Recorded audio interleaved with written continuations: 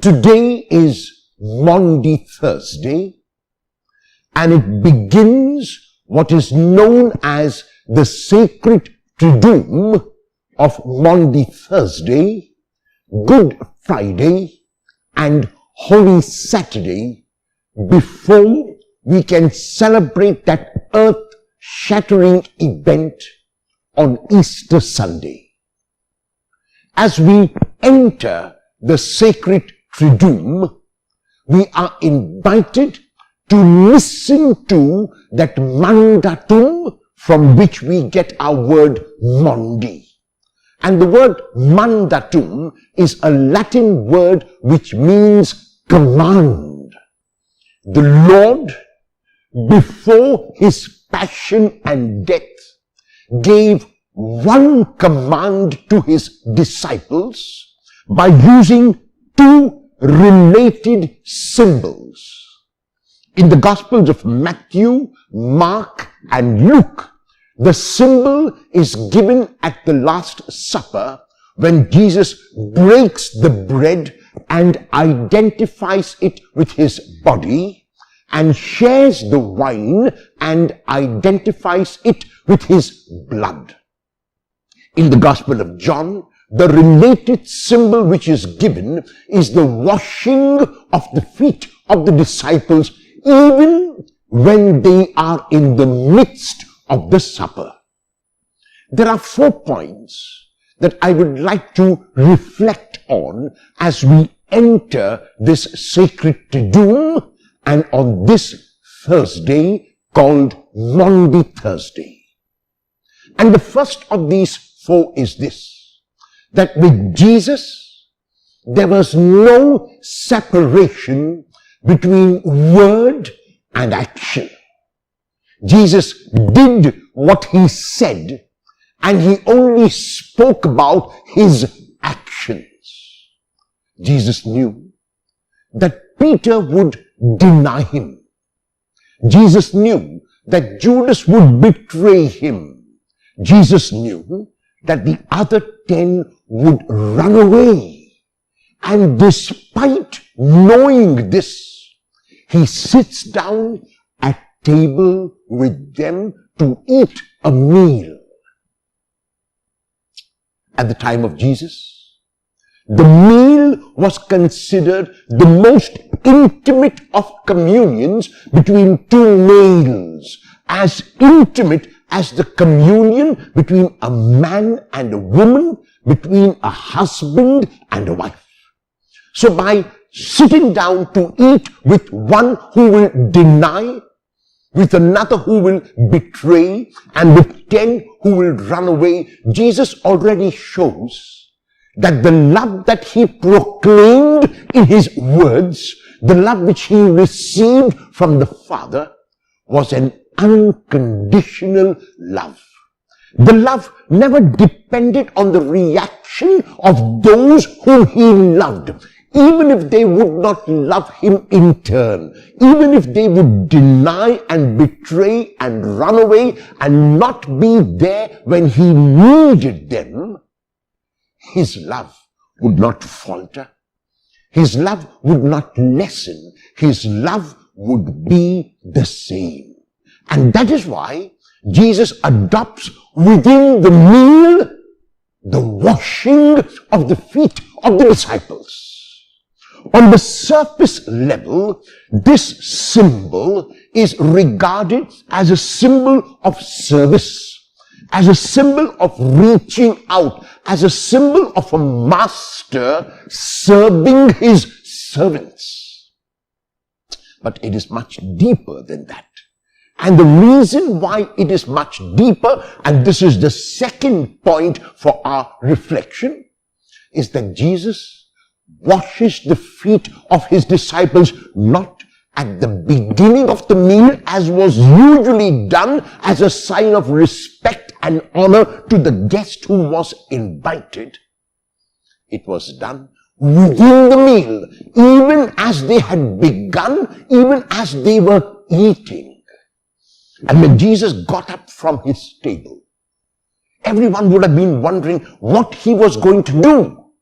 And when he asked for a bowl of water and began to wrap the towel around his waist, what John is telling us is that Jesus, through this symbol, is saying much more than service. He is telling his disciples that their way of life must be like his. They must imitate him not merely in the act of washing the feet of others, but they must imitate him in the love that he pours out in this symbol. Service is only one part of this beautiful symbol.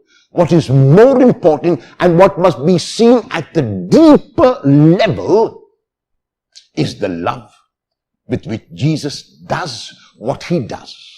So through this symbol, and even through the symbol of sharing bread and sharing wine and identifying them with his body and with his blood, what Jesus is in effect saying is that their lives must be a Eucharist.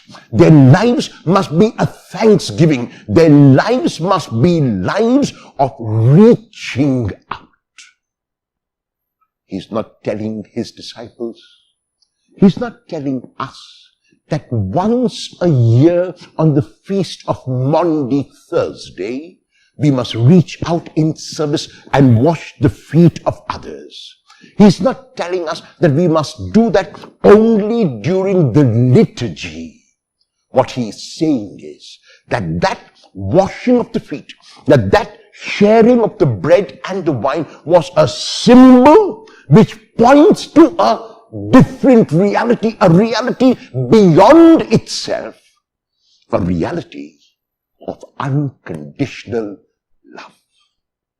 And this brings us to the third point, and that is that in this action, whether in the Gospel of John, the washing of the feet, whether in the synoptic Gospels, the sharing of the bread and wine, Jesus summarizes his life.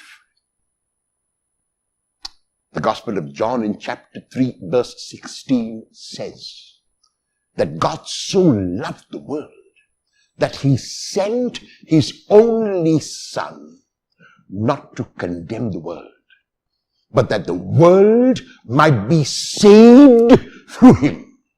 And in these actions, in the synoptics and in the Gospel of John, Jesus summarizes. He brings his whole life together. And he also summarizes what will happen to him on Good Friday and on Holy Saturday and on Easter Sunday.